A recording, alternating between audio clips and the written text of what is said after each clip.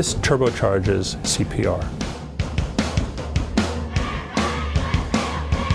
It just gives you a good feeling that you know that you can actually help and save someone, and you never know what's going to happen. Take CPR even if at the current you're not going to use it, because one day it might happen, and when you do it, you're going to be proud. You could take somebody who's in cardiac arrest and give them full life. Survival is dependent on bystander CPR, and so we really need to make sure that everybody feels comfortable doing CPR and they're willing to step in and do something, because that is the key factor here, is being willing to take action. 17, 18. They don't need to be afraid of an AED. They don't need to be afraid of how to use it. It's foolproof, really. Sudden cardiac arrest is a big problem in this country. It strikes over 350,000 people, and the average survival rate remains dismal, only about 5%. Inside the heart, there is a complex electrical system, and there are pacemaker cells which tell the heart to beat. And when that electrical system isn't functioning well, if it goes haywire, they'll kill over. It's total chaos, and the pump doesn't work. And that is the leading cause of death in America.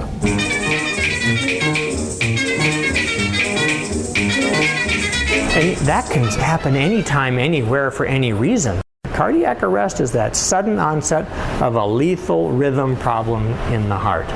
And that's what kills people.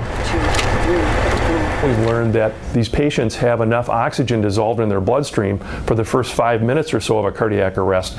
We've got to do a better job of moving that blood around, so doing a better job of chest compressions or circulation to move that blood around to the heart and the brain to increase chance of survival. The biggest problem is that they're afraid they might do something wrong and make the matter worse. But I think if they actually took the time to know what they need to do, then everything should go easy. Yeah, and probably like touching another person might be kind of scary, especially if they're pulseless and they don't really know what's going to happen. You can't hurt somebody in cardiac arrest. They're already dead. You're not going to make them any worse. So call 911, start pumping on the chest. If you've been trained and can appropriately do rescue breathing, then go ahead and do it. But you're uncomfortable with that, or you're worried about infection risk or other things, then just start pumping on the chest. It's basically put your hands in the center of the chest between the nipples and pump hard and fast 100 times a minute. Right away, we can find our position after we assess that they're not breathing. Don't worry about giving breaths and go right to giving compressions. We want to make sure we push hard enough, and we want to make sure we push fast enough. Okay, by pushing hard, we need to compress the chest 1.5 to 2 inches, and we need to make sure our hands come off every time so that we actually create some negative pressure in the chest, which is going to push the blood through and make it circulate more out to the body. Obviously, the first thing you want to do is make sure 911 is called. A lot of times people want to right away jump down and help that person, and obviously we need to get CPR going, but you need to get those other life-saving tools along. So we tell people, yell for help, call for help. If you have to, pick up a phone and dial it. Okay. Once you've got help coming on the way, if there's other additional people there, you can send someone for an AED if there is one in the building. That person who was first there right away needs to start CPR. Get your hands in position, and then go ahead, elbows locked, shoulders directly over, and you're going to start doing compressions at the rate of about 100 a minute. So go ahead and go to town. Hey, you go call 911 and get me an AED. Go call 911. Okay, if they're not breathing, good.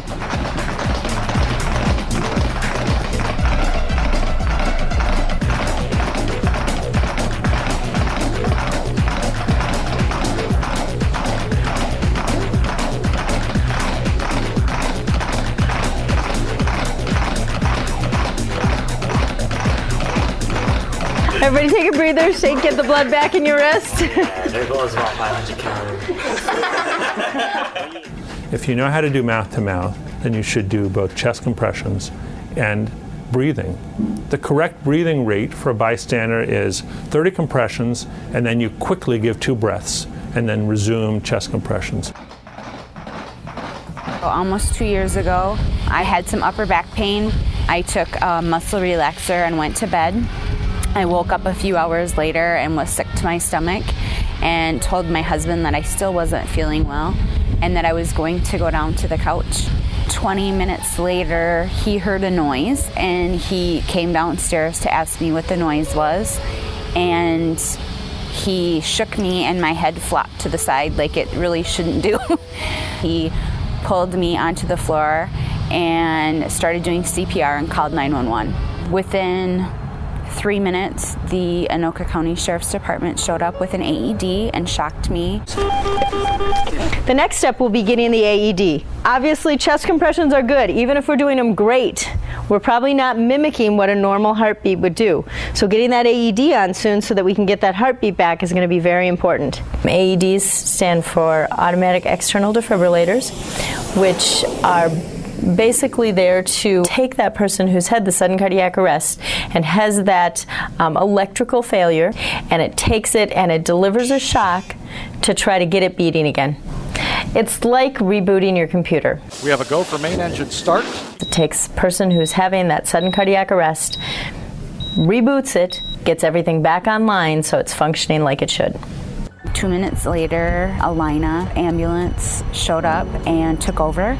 And finally, after 35 minutes, they were able to stabilize me well enough to transport me to Mercy Hospital in Coon Rapids. Unzip that, open it up. You can see with this one, this particular brand, it's real easy. Obviously, what do we want to do? We want to pull. Okay, once you pull it, it automatically starts the prompts. By removing all clothing from the patient's chest. Cut clothing if needed. Now you can see the pads are inside this particular one. The pictures on the white and there's a pads. picture on each one from the yellow plastic liner that identifies exactly where it's supposed to go on the chest. It's going to analyze and look for that very specific rhythm. No one should touch the patient. Shock advised. Stay clear of patient. Press the flashing orange button now.